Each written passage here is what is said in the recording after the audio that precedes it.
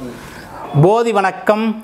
June மாதம் 2024 ரிஷபராசி நண்பர்களுடைய ராசி பலன்களை பார்ப்போமே. ஆங்கில தேதி ஜூன் 1 மாதத்திற்குண்டான பலன். இதில் தமிழ் 2 மாதம் வரும். வைகாசி ஆனி 2 மாதம் இந்த ஜூன் மாதத்தில் வரும். குறிப்பாக ஆங்கில தேதியை கணக்கிட்டு பலன்களை பார்ப்போம். சரி, ஜூன் மாதத்தில் உங்களுடைய ராசிநாதன் ராசிக்கு அதிபதி சுக்கிரன் ராசியிலேயே ஆட்சியாகின்றார். இது ரொம்ப விசேஷமான ஒரு பலன். மகிழ்ச்சிகள் அதிகமாக இருக்கக்கூடிய காலகட்டம். ஆடை ஆபரண சேர்க்கை ஏற்படக்கூடிய காலம். இந்த மாதத்தில் பார்த்தீங்கன்னா ஒரு ஆடை ஆபரண சேர்க்கை ஏற்படக்கூடிய மாதம். மகிழ்ச்சிகள் நிறைந்திருக்கும்.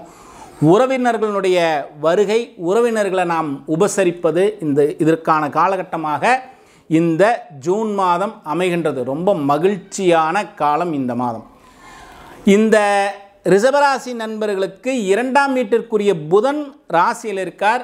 மாதத்தினுடைய பாதிக்கு பிறகு புதன் 2ஆம் வீட்டில் ஆட்சி ஆகுவார். புதன் 2ல் ஆட்சி ஆனார்னா படிக்கக்கூடிய மாணவர்களுக்கு கல்வியில் மேன்மை ஏற்படக்கூடிய காலம். நீங்கள் ஏதோ ஒரு கல்விக்கு எதிர்பார்க்குறோம், நான் இந்த கோர்ஸுக்கு தான் போகணும் அப்படின்னு எதிர்பார்த்த மாணவர்களுக்கெல்லாம் இந்த மாதத்தில் நல்ல கல்வியில் மேம்பாடு, எதிர்பார்த்த பள்ளியில் சேர்க்கை, எந்த ஸ்கூலில் போய் சேரணும், எந்த காலேஜில் போய் நாம் சேரணும், அதே போல் இந்த கோர்ஸ் தான் நான் படிக்கணும்னு நினைக்கிறேன், நிச்சயம் இதற்குண்டான அற்புதமான காலகட்டம் கல்வியில் இருக்கக்கூடிய மாணவர்களுக்கு. அப்போது குடும்ப ஜனங்களில் ஒரு நிறைவு இருக்கும். படிக்கக்கூடிய மாணவர்களுக்கு கல்வியில் மேன்மை இருக்கும். புத்திரர்களுக்கு, குழந்தைகளுக்கு சுப செலவுகள் செய்யக்கூடிய காலம். இந்த மாதத்தில் பார்த்தீங்கன்னா உங்கள் குழந்தைங்களுக்காக நீங்கள் சுப செலவுகள் எல்லாம் செய்யக்கூடிய காலகட்டமாக இருக்குது. அதே போல் 4ஆம் வீட்டிற்குரியவர் உங்களுடைய ராசியில் இருக்கிறார். கொஞ்சம் உஷ்ணம் சார்ந்த தேக ஆரோக்கியத்தில் கொஞ்சம் கவனமாக இருக்கணும். உடம்புல வெப்பம் சார்ந்த சின்ன சின்ன உபாதைகள் ஏற்படுத்தும் ரிஷபராசி நண்பர்களுக்கு. இந்த மாதத்தினுடைய பாதிக்கு பிறகு, ஜூன் மாதம் பாதிக்கு பிறகு சூரியன் 2ஆம் வீட்டில் இருப்பார். பேசக்கூடிய வார்த்தை கொஞ்சம் கவனமாக வச்சுக்கணும். யாரையும் டக்குன்னு அவங்களுக்கு மனம் சலனப்படுற மாதிரியோ மனம் வேதனைப்படக்கூடிய மாதிரியோ வார்த்தைகளை பேசிடக்கூடாது. அதில் மட்டும் 2ல் சூரியன் இருக்கக்கூடிய காலத்தில் ரிஷபராசி நண்பர்கள் கொஞ்சம் கவனமாக இருக்க வேண்டியது அவசியம். இவர்களுடைய தொழில் ஸ்தானம் 10ஆம் வீடு. 9, 10க்குரிய சனி பகவான் 10லே ஆட்சி ஆகின்றார். அற்புதமான காலம் இந்த மாதத்தில். அதே போல் 10ஆம் வீடு வலுவாக இருக்குது. 11ல் யார் இருக்காங்க? ராகு பகவான் இருக்கார். ராகுவும் 11ல் 10ல் சனி. அப்போ நாம் செய்யக்கூடிய தொழில் லாபத்திற்கான நல்ல மாதம். இந்த மாதத்தில் நாம் செய்கின்ற தொழிலில் ஒரு நல்ல லாபத்தை ஏற்படுத்தக்கூடிய அற்புதமான காலமாக இருக்குது இந்த ஜூன் மாதம். 5ல் கேது இருக்கிறது மட்டும் கொஞ்சம் கவனமாகவும் இருக்கணும். பப்ளிக் சர்வீஸில் இருக்கிறவங்க, சமூக சேவையில் இருக்கிறவங்க கொஞ்சம் கவனமாக இருங்க. குருவினுடைய பார்வை இருக்குது, இருந்தாலும் நம்மளுடைய புகழுக்கு சிறிய